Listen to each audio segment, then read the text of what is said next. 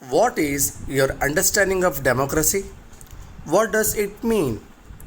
Let's first look some commonly known definitions of democracy.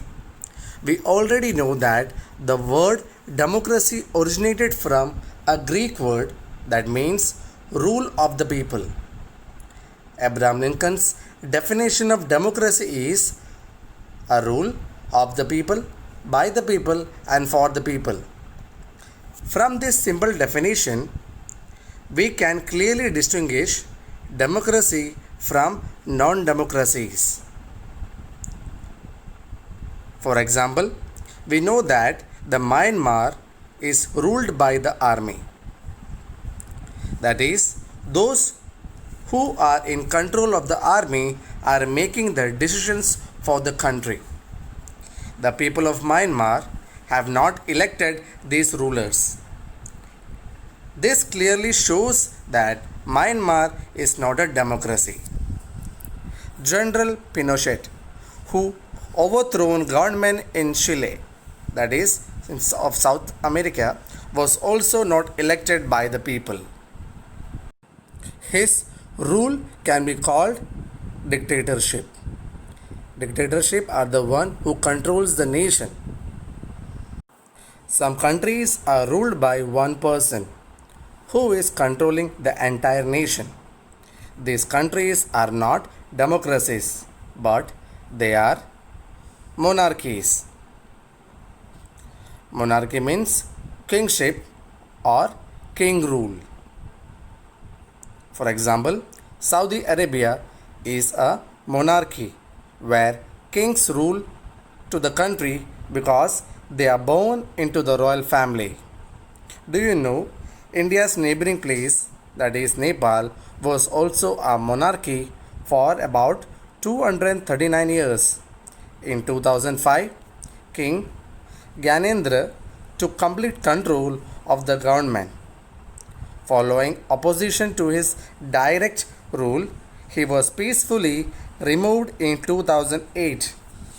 Thus, Nepal's newly elected Constituent Assembly abolished monarchy after the elections in April 2008.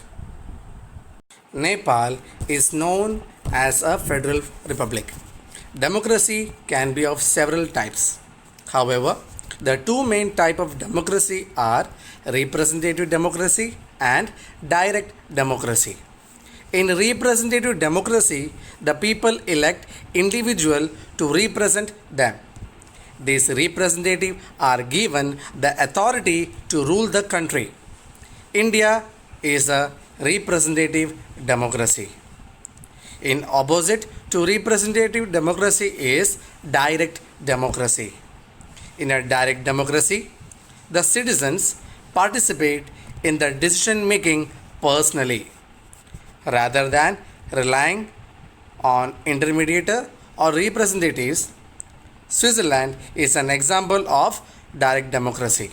In Switzerland, 5 million voters decide on important national issues through referendums and initiatives that are carried out 2 to 4 times in a year.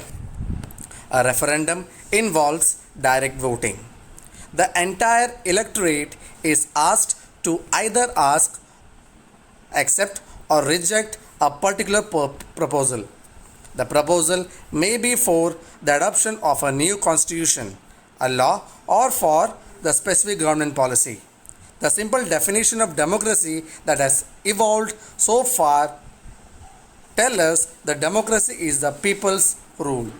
However, this democracy cannot be used blindly. We cannot assure that all governments that hold elections are democratic. For example, elections that are held at Pakistan and China. But the real power is not necessarily rest in the hands of the people who are elected.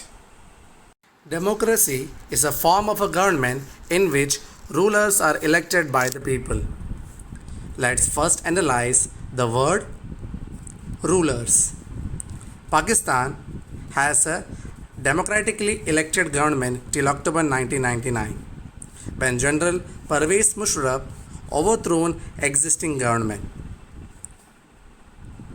After the taking of government in October 1999, General Musharraf declared himself as the chief executive of the country. Later, he changed his own designation to president. In 2002, he held a referendum that granted him a 5-year extension. He was controlling the media and newspapers for any types of malpractices and frauds.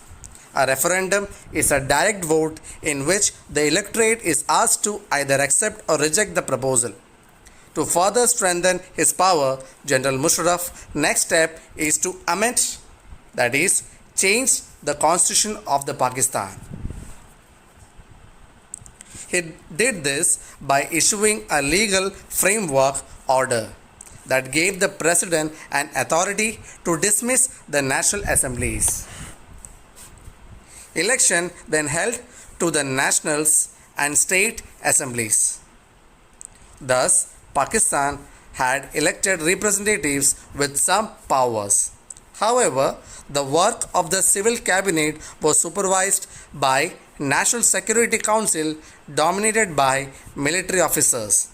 The military officers and General Musharraf himself have the power to override any decisions made by the civil cabinet.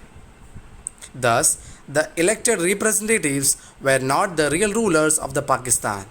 Similarly, many dictators and monarchy rulers of different countries have an elected parliament and government with the real power resting in the hands of persons who are not elected.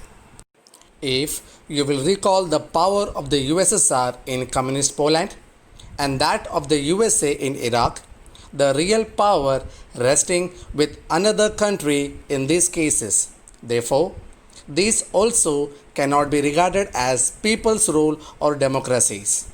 From all these examples, it is clear that in a democracy, the elected representatives of the people should have the final decision making power.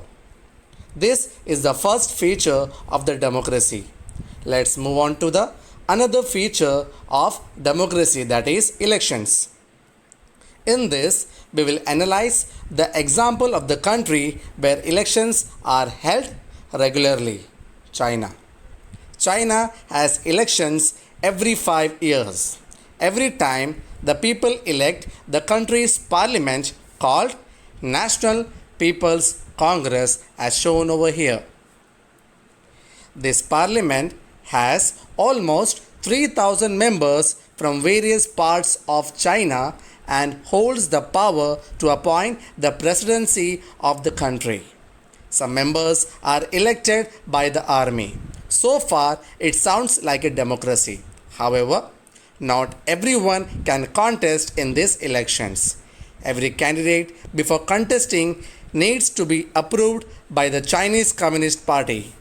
In 2002 to 2003, to contest elections, the candidates needed to be members of the Chinese Communist Party or one of the 8 smaller allied parties. Result, the Communist Party forms the government every time.